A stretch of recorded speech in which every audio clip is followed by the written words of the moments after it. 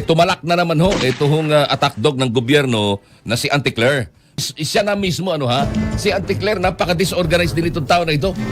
May marami siyang sinasabi, pero bandang huli, babawiin directly or indirectly. Abante Pilipinas! Ang dami niyang mga naging pahayag doon, di ba ga? At nung lumabas ang mga pangyayari at nangyari na, naganap na yung mga sinusubukan nilang i-preempt o kaya ay i-prevent, baligtad. Marami. Hindi lang ako nakapag-compile. Makikita mo kung paanong sinansala mismo ni Auntie Claire yung kanyang sarili. Iba yung sinabi nung una sa sinabi ngayon. Abante Pilipinas! Kaya talaga yan, napaka-disorganized. Kasi wala naman nag-o-organize eh.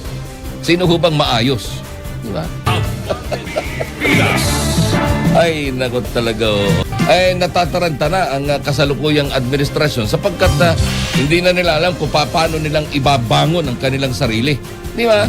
Matapos yung magdeklara ng kanyang kandidatura si dating si Vice President Sara Duterte, kanya-kanya ho silang kibot ngayon. Kanya-kanya silang pagposisyon. Oo, hinahanap nila saan sila pupwesto. Lalo na yung mga nagkalat na mga balimbing at mga sip-sip. Nako, maniwala ka. Oo, kakahiya.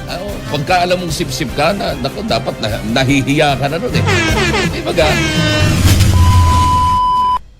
Alright. Siyempre, 4:07 na in the morning. Kamusta na mga sip-sip? Good morning! Anong bago? Meron bang bagong... Ay, naku talaga mga sip-sip sa gobyerno. Ano naman ang inyong gagawin ngayon? May baguhong... ang tag dito, may baguhong talak ang attack dog ng pamahalaan. Dahil ho doon sa pahayag na meron daw hong isang programa o proyekto na itinatanggi. Hindi daw ito pork barrel, kundi ito yung mga developmental programs daw para ho sa mga local government units. Look ang pinag-uusapan natin dito, ang lahat ng hinahanap nila, yung timing, hindi ba ga? Natataranta na ang kasalukuyang administrasyon sapagkat hindi na nila alam kung paano nilang ibabangon ang kanilang sarili. Di ba? Matapos yung magdeklara ng kanyang kandidatura si dating si Vice President Sara Duterte, kanya-kanya ho silang kibot ngayon. Kanya-kanya silang papogi ngayon. Kanya-kanya silang pagposisyon. Oo, hinahanap nila saan sila pupwesto. Lalo na yung mga nagkalat na mga balimbing at mga sip-sip. Nako, maniwala ka. Oo, kakahiya. Pagka alam mong sip-sip ka, nako, dapat nahihiya ka na nun eh. Di ba ga? Anyway, ang tawag dito, kumana. Masama naman yung salitang kumana. Ayan. Tumalak na naman ho itong attack dog ng gobyerno na si Auntie Claire. Matapos yung sabihin na disorganized daw po itong admin na ito. Ay, totoo naman. Hindi ba ga? Hindi nga ba? Ay doon na lamang mismo sa kanyang siya na mismo si Auntie Claire, napaka-disorganized din itong tao na ito. May marami siyang sinasabi, pero bandang huli, babawiin directly or indirectly. Abante Pilipinas! Ang dami niyang mga naging pahayag doon, di ba ga? At nung lumabas ang mga pangyayari at nangyari na, naganap na yung mga sinusubukan nilang i-preempt o kaya ay i-prevent, baligtad. Marami. Hindi lang ako nakapag-compile, pero... alam ko yung ating mga netizen, nakikita nila yung sinabi ngayon at sinabi noon nitong si Auntie Claire na parehong magkaiba. Abante Pilipinas! Para magulo, na parehong magkaiba. I mean, na when you compared regarding a particular issue, makikita mo kung paanong sinansala mismo ni Auntie Claire yung kanyang sarili. Iba yung sinabi nung una sa sinabi ngayon. Abante Pilipinas! Kaya talaga yan, napaka-disorganized. Kasi wala naman nag-o-organize eh. Sino ho bang maayos? Di ba? Tingnan mo ang takbo ng ating, kahapon na nga lang eh. Di ba ga? Mantakin ninyo, sa dinami-dami ng pulis na nakakalat sa EDSA? Hindi nila napansin yung daan-daang mga estudyante na bigla na lamang lumusob, bigla na lamang sumugod doon sa EDSA shrine. Di ba? Nagulat daw sila. Bakit sila nagulat? Abante Pilipinas. Ay, naku. Talaga, tama. Good luck. Abante Pilipinas. Good luck, Good luck sa inyong lahat na nandyan sa position ngayon. Di ba, kapwa, good luck kayo ngayon. Sabi ni Auntie Claire kasi nung nagdeklara si BP Sara, good luck. Ay ngayon naman pumuputok naman ngayon ay allegedly ay si Ma'am Lenny at saka si BBM. Oo, sila daw naman ang magtatandem. Si Ma'am Lenny ang presidente at vice president si BBM. Ay, that's the case. Ayun, ang sabi naman uli ng isa ay di good luck. Ay, nako talaga. Alas 4:11 na ho ng umaga. Ay, ano pang ginagawa ninyo?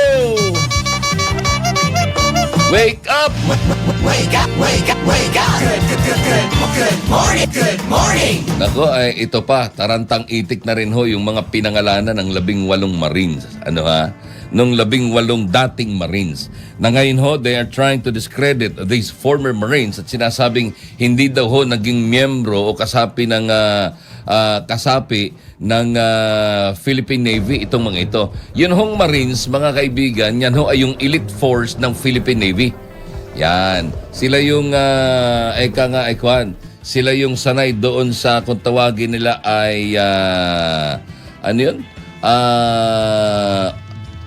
Nalimutan ko na. Yung sa land, air, at sea. Ayan. Sila yung mga nandun. Yan, SEAL. Yan.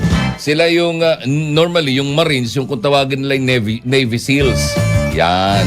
Yung may mga sanay, sa karagatan, sa himpapawid, at sa kagubat, sa kalupaan, Sea, air, and land.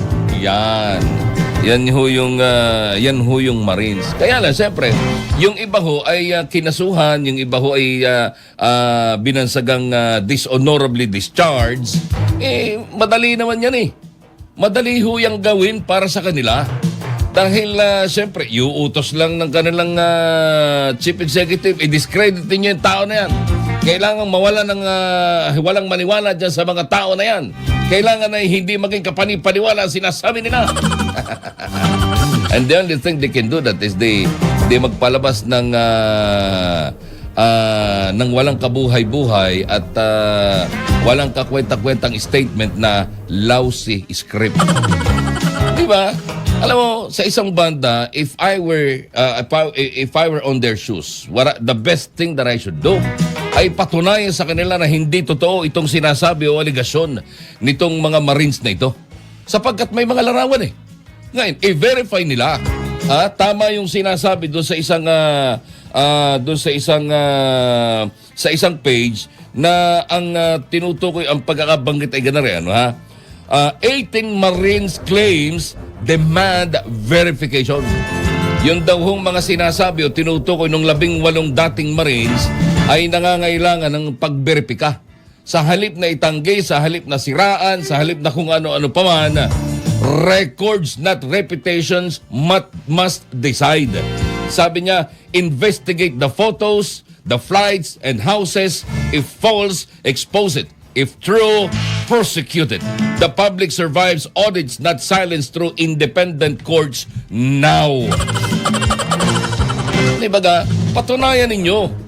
Di ba nga, yung mga binabanggit na mga hotel, nag-deliver ng ganitong mga maleta dito sa hotel na ganito, ay meron niya mga CCTV. Unless na naklaro na ninyo at ang tawag doon, unless na yung term, na-iskoba na ninyo yung lugar. Di ba ga?